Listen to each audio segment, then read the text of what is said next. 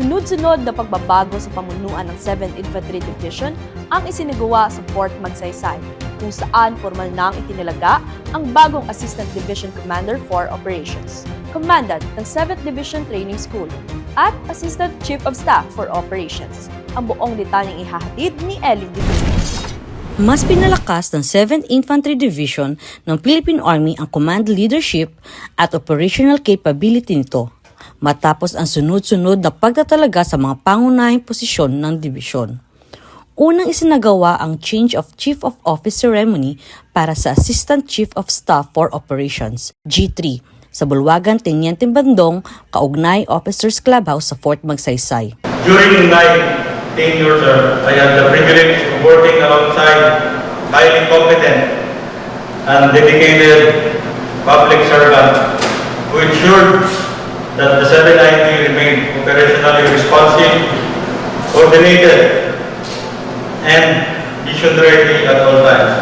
Sa seremonya, formal na itinalaga si Lieutenant Colonel Benny Cinca bilang bagong Assistant Chief of Staff for Operations ng Dibisyon, kapalit ni Colonel Isidro Vicente. Bilang G3, si Lieutenant Colonel Cinca ang mangunguna sa pagpaplano, koordinasyon at integrasyon ng mga operasyong militar sa buong area of responsibility ng Joint Task Force Kaugnay, na nangangasiwa sa mga operasyon para sa kapayapaan, seguridad, disaster response sa malaking bahagi ng Luzon. We will traverse yung mga challenges together. Mahirap man o madali, gagawin natin.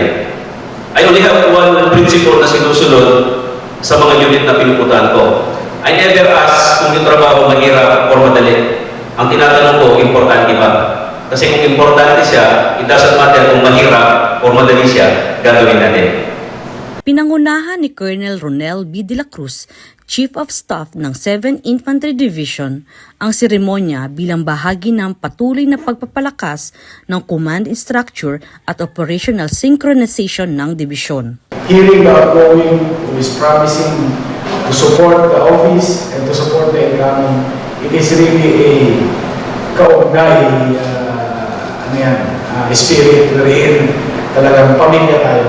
Samantala, sa hiwalay na seremonya na ginanap din sa Fort Magsaysay, formal namang nanungkulan si Colonel Raci Alejandro Soto bilang Assistant Division Commander for Operations ng 7th Infantry Division. Operations remain the core of our mission, and I'm fully committed to working closely with our commanders, staff, and troops to further strengthen our operational readiness, coordination, and responsiveness in accomplishing the division's mandate. Kasunod nito, itinilaga si Colonel Isidro Vicente bilang bagong commandant ng 7th Division Training School, ang institusyong responsable sa pagsasanay, paghubog ng disiplina at pagpapaunlad ng kakayahang militar ng mga sundalo ng dibisyon.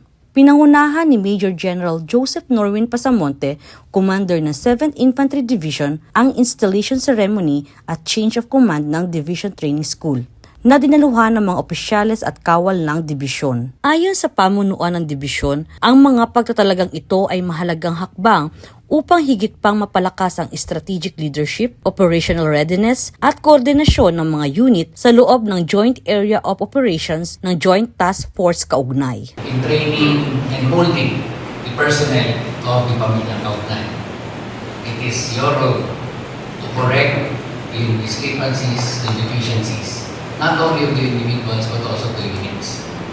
It is expected that the 7 DTS should be really at that part, truly the center of excellence, or you are the source of the Kaugnay troopers.